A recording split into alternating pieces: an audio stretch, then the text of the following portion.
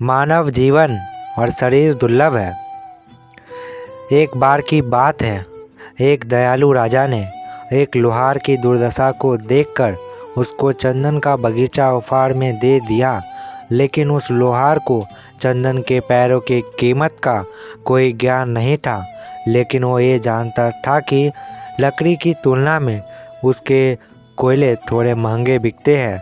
इसलिए उसने पैरों को काटा और उन्हें कोयले के रूप में बदलने के लिए बेच दिया। धीरे धीरे पूरा बगीचा खत्म हो गया।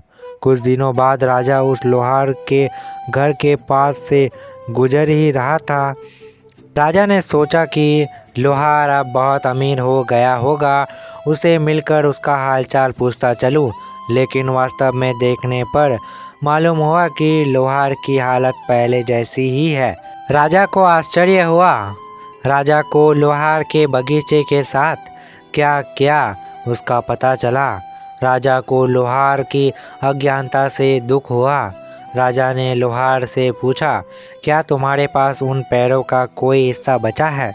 तब लोहार ने कुल्हाड़ी का हटाया राजा को दिखाया। राजा ने उस चंदन की लकड़ी को लेकर लोहार को एक चंदन के व्यापारी के पास भेजा।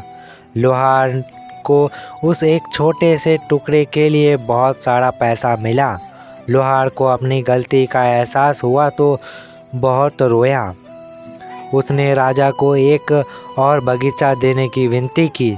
ऐसा तोहफा बार बार नहीं मिलता कहकर राजा ने उसे मना कर दिया।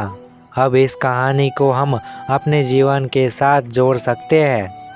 दोस्तों, हमारी ज़िंदगी भी उस लोहार की तरह है।